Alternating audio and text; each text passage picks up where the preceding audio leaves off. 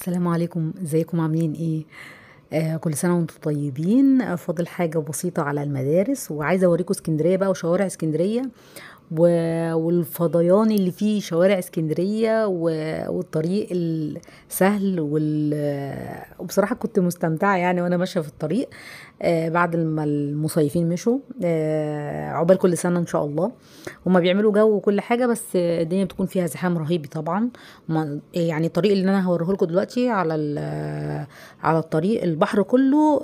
لو انا نزلت فيه وايام الصيف الجامدة او وجود المصيفين، هنلاقي الطريق ده زحمة جدا وممكن اخد فيه وقت ساعة ونص. دلوقتي ما كملتش يعني ربع ساعة، والحمد لله وصلت بالسلامة.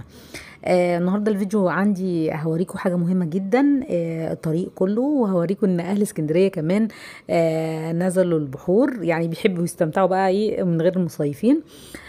احنا ما بنحسش بالبحر الا في الوقت الاخير، اللي هو يعني قبل الدراسة وكده. كمان عايزه اوريكم عماره رشدي. طبعا ان احنا عارفين ان عماره رشدي مشهوره ان هي كلها عفاريت، حتى لما جددوها وظبطوا الدنيا برضو. العماره بقى لها اكتر من 3 4 سنين متجدده ومتظبطه، لكن ما فيش حد سكنها خالص. هوريكم العماره واوريكم شكلها عامل ازاي. واقفه يعني العماره واقفه بطولها وعرضها، ما فيهاش اي حد من السكان. وكان قبليها طبعا المنظر مرعب. هو دلوقتي جددت بس المنظر برضو مازال مرعب. بصوا يا جماعة، الطريق أنا وأنا ماشية كده دلوقتي يعني العربية هتبطأ شوية، فهوريكم الإسكندرانية وهم مالين البحر. طبعا مليان برضو اسكندرانية، وفي يعني بعض المصيفين اللي هم إيه ما عندهمش أولاد في المدارس، أو مثلا عرسان أو كده، أو عيلة مثلا ما عندهمش أولاد صغيرين. فهتلاقي ايه يعني موجودين، ممكن يقدروا يصيفوا دلوقتي. حتى الاسعار هتلاقوها دلوقتي جميلة جدا. اي حاجة هتنزل النص على طول، يعني ايجارات في اي اماكن في اسكندرية، شقق او اي حاجة، هتلاقي الاسعار نزلت خالص في شهر 9 وبداية المدارس، لان خلاص المصيفين مشوا. اول ما يبدأ الموسم هتلاقوا الاسعار ايه رجعت تاني. ومش عايزه اقول لكم طبعا ان اسكندريه جميله جدا في الشتاء. اللي ما جاش اسكندريه في الشتاء يعني يعتبر ما شافش جمال اسكندريه بجد والله. هيجي دلوقتي طريق وهوريكم. بصوا معايا، هيجي شويه كده، العربيه هتقف، هيبان لنا جزء من الشط، وهيبان لنا طبعا الناس اللي نازله في الميه. كل ده، كل شط زي ما انتم شايفين ده، كنت لو مشيت فيه قبل شهر 9 ما يجي كنت هتشوفوا الطريق ده مليان زحمة جدا، وفي ناس ماشية بالعوامات وماشيين بالشنط بتاعتهم. والطريق ده ما فيش كده، يعني زي ما انتم شايفين ما فيش حد على الرصيف. هتلاقوا كل ده لو كنا جينا من قيمة كام يوم كده كان كل ده يعني كامل. الطريق كله كامل ومليان ناس، وناس قاعدة على الرصيفة وناس ماشية وهكذا، ومفيش سلاسة في المرور. عايزة اقول لكم على عمارة رشدي دي، يعني بصراحة احنا كل ما نعدي جنبها من سنين السنين واحنا بنكون مرعوبين منها. حتى يعني حتى عنا واحنا بنبص عليها كده، عنا بتخاف تبص على البلكونات. طبعا البلكونات شكلها مهجورة ومحروقة ومهببة وشكلها مرعب جدا. وفجأة قالوا ان العمارة دي هتتجدد او هتتهد او هتبقى اوتيل. فاحنا متخيلين ان كانت العمارة دي هتتهد، لكن هي ما اتهدتش. هم عملوا حواليها زي كده مثلا اللي هو خشب، وغطوها بحاجة كده زي الشادر، او اللي هو الغطا اللي بيحطوه لما بيكونوا بيعملوا عمرة في اي مكان. فما شفناش العمارة. بعديها بشوية كده لقينا فجأة ان العمارة بعد فترة ظهرت. وهوريكم المنظر. لا زالت العمارة مرعبة، وتخيلنا ان هيبدأ الناس تسكن فيها، لكن اظن لو عطوني 100 مليون جنيه عشان اسكن في الشقة دي او في اي شقة في العمارة دي، لا يمكن اسكن فيها، رغم ان هي عمارة جميلة جدا. وطبعا المساحة فيها واسعة جدا، بس اللي سمعنا عنه حصل جواها، وفي ناس بالفعل قالت حصل جواها مهازل. ومن ضمنهم العريس والعروسة اللي هم نزلوا لقوا نفسهم في الشارع بالسرير بتاعهم تحت. لا لا لا، حصل فيها حاجات كتيرة، وانا هحكي لكم المرة الجاية ان شاء الله عن عمارة رشدي واللي حصل فيها بالتفصيل. يعني معظم الاسكندرانية عارفين اللي حصل في عمارة رشدي، وان فيها عفاريت والعفاريت عملت ايه يعني. وبدليل لغايه دلوقتي ان العماره دي ما اتسكنتش رغم التطور، وهوريكم طبعا المنظر وشياكه العماره، لكن للاسف ما اتسكنتش خالص. واقول لكم تاريخ السبب اللي اتقال عليها ان هي عمارة عفاريت، وهل ده حقيقي ولا لا ان شاء الله في الفيديو اللي جاي. بس اهم حاجه النهارده هوريكم، طول ما احنا ماشيين شايفين الشاطئ اهو، وانا عايزه اوريكم الطريق والدنيا فاضيه، وفي لقطات جت وانا بوريكم. طبعا كنت بحاول اعلي الموبايل لفوق عشان اوريكم الشط واوريكم الاسكندرانيه وهم نازلين الشط بيستمتعوا بيه. طبعا عايزه اقول لكم ان اوقات النهار دي بيكون الجو حر والميه بتكون سخنه، فالناس بتتعامل عادي وبتنزل عادي. بس خلاص بقى المدارس قربت، كل سنة وانتم طيبين. مش هتلاقوا يعني حد ينزل الشط كتير الا زي ما قلت لكم، ممكن عرايس، ممكن ناس كبيرة ما عندهاش اطفال صغيرين. ما فيش مدارس، ما فيش دروس. حتى لو احنا هنتكلم عن المدارس هنقول اصل المدارس مش هتبدأ دلوقتي، لكن اساسا الدراسة ممكن عندنا في مصر بتبدأ الدروس من بدري كده، من شهر 8 و9 و7 كمان في ناس بتاخد دروس. كمان احنا لو واخدين بالنا من اللي حاصل في البلوكات الكبيرة اللي كلها اسمنت دي. طبعا انا لو قربت ال الكاميرا شوية ودخلنا شوية كده، وقفنا على الشط شوية، وده اللي هعمله ان شاء الله المرة الجاية. هتلاقوا ان في جوه داخل جوه بلدوزر اسمه ايه، بلدوزر كبير، وعربيات نقل كبيرة، وبتدخل جوه وبتحط البلوكات الكبيره دي عشان تاكل البحر. طبعا عايزه اقول لكم ان كل ده كان شط كان كبير جدا، بدأ فعلا تاكل الرهيب لشواطئ اسكندريه. ودي ظاهره احنا عارفين ان يعني في ناس كتيره بتقولك ان اسكندريه اساسا هتغرق كمان 50 سنة أو 100 سنة ومش هيبقى ليها وجود. ربنا يستر ويسلم يا رب وما يحصلش الكلام ده. فيعني ايه البحر ايه، اكل الشط خالص. يعني في اماكن خلاص ما بقاش فيها شط. وهوريكم ابو قير. طبعا ابو قير دلوقتي خلاص يعني ما عادش فيها شط. كان الاول ابو قير العمارات مشهورة عندنا ان ابو قير على طول العمارات او البيوت بتاعت الناس في ابو قير قدامها شط كبير وبعد كده البحر. دلوقتي خلاص يعني الشط مفيش شط، والبحر اكل الشط خالص وداخل على العمارات. يعني الناس يعني تبص كده من البلكونه تلاقي البحر تحتها. ودي طبعا يعني مش عارفه، هم بيعالجوا الموضوع ده زي ما انتم شايفين بالبلوكات اللي بيحطوها دي عشان ايه يحصل انحصار.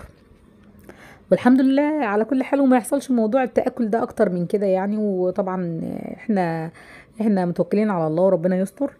يعني ما يعني من كام يوم ما كنتوش تلاقوا يا جماعة المنظر ده والطريق الفاضي ده والشط الفاضي ده ما كنتوش تلاقوه خالص. حاجة بسيطة وهندخل ان شاء الله على عمارة رشدي، وهوريكم المنظر وهتكلم معاكم تاني. هسيبكم بقى شوية كده بسيطة وهندخل على عمارة رشدي.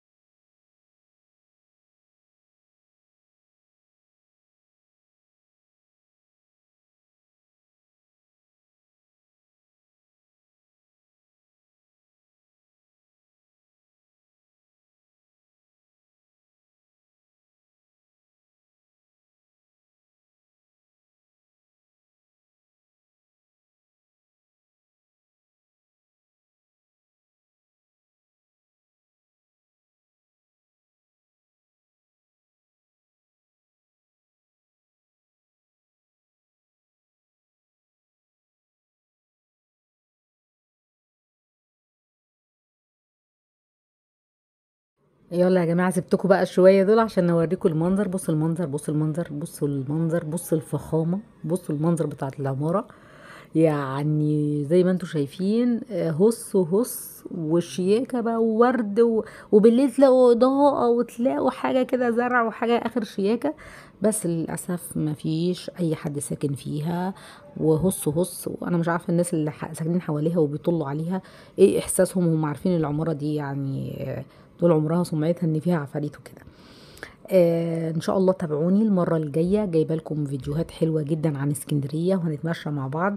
وكنت عايزه اصور لكم ان شاء الله البلوكات ومنظر البحر وهو بيتاكل، متاكل يعني. فهوريكم المنظر ده، وهوريكم مش البحر بقى هو متاكل، الشط وهو ايه، متاكل خالص والبحر داخل خلاص يعني شويه شويه هيطلع بره الاسفلت. هوريكم ان شاء الله، وعايزاكم تبصوا كده معايا برضو اخر لقطة. احنا داخلين هنا، هنسيب شارع ابو قير وهندخل ان شاء الله على سموحة، وهوريكم منظر الشارع برضو. آه، الطريق شكله حلو وسلس